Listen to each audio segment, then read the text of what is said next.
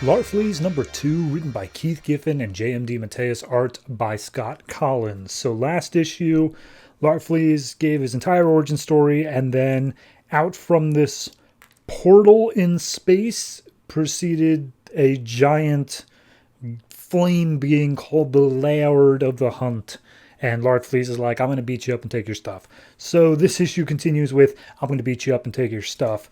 And we see that the Laird of the Hunt comes from the universe beyond the creation points, which is something that is apparently unheard of or whatnot.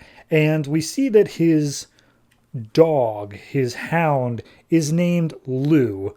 And Lou is just sitting there talking to Stargrave.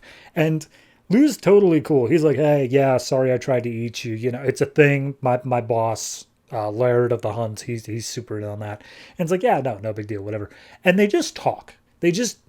As the fight is continuing on in the background, these two just talk and explain, like, yeah, no, here's where my guy comes from.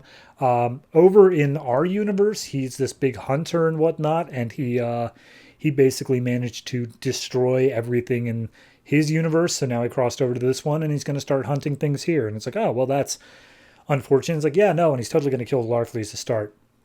And Stargrave's like, well, you don't know. Larfleeze may be able to hold his own. It's like, yeah, but like not really. Come on, like, my master's barely begun at like 2% power here. So yeah, no, he's totally going to knock out Larfleeze. And we see that there is a guy who is like delivering weapons to the Laird of the Hunt, and his name is Herb, and he is a professional lackey. He went to 3 years of college to become a lackey, and right now he's just taking a smoke break, telling him like, man, I got half a mind to leave this guy as a lackey and find somewhere else. And Lou's like, yeah, is there a lot of lackey jobs? He's like, yo, I got offers, man. I don't know what this dynamic is, but I really enjoy it. So anyway, the fight continues on, and we see that Herb is basically, the Lou has to join in on the fight. Laird demands it, that he comes and attacks Larfleeze, and he ends up getting pretty beaten up by Larfleeze. Not killed, though, like the last one. And they even said the last one, it's like, oh, why did that last guy, he wasn't as cool as you, Lou. And it's like, yeah, that guy was a real, like, alpha male guy. Like, he was even growling and snarling whenever he talked to me. He's an ass. Don't worry about him. I'm glad he's gone. So, at this point, we do see that after he takes out Lou, Laird gets super pissed off, and he's like, all right, I've had enough of you. You've amused me enough. The hunt must end. So he pulls out this thing called a plasma snare that wraps up Larfleeze and shocks him into submission and takes him out. And Stargrave's like, oh, geez, okay, yeah, no, I guess you took out Larfleeze. And Lard's like, I'm sorry, who are you? And he's like, oh, I'm no one. Don't even worry about me. I'm just here.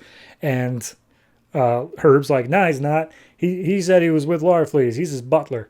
And so Stargrave is now brought into a, I guess, new ownership with Laird.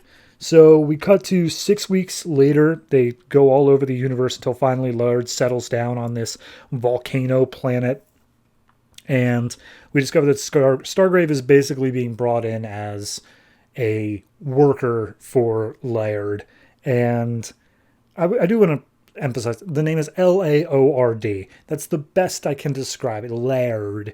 So at this point, he activates a bit of tech. It makes a new base of operations for him, because he's going to be going all over the universe, but he's still got to have a base to come back to.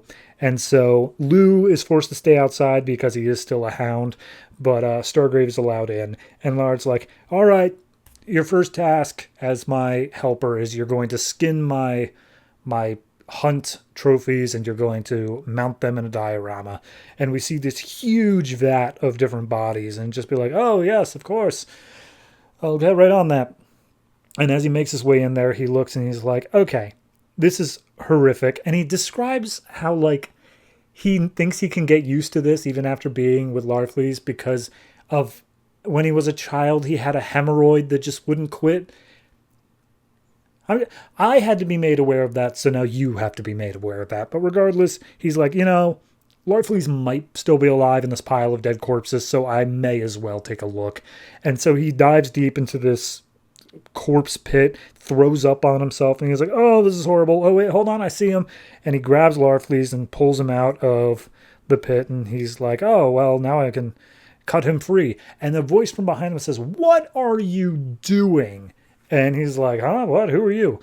And this woman shows up. Her name is the Wanderer, and she's got like electric powers. Oh, yeah, there was a part earlier on where Larfleeze was clearly knocked out, and Stargrave is still alive. Like, he's still able to breathe.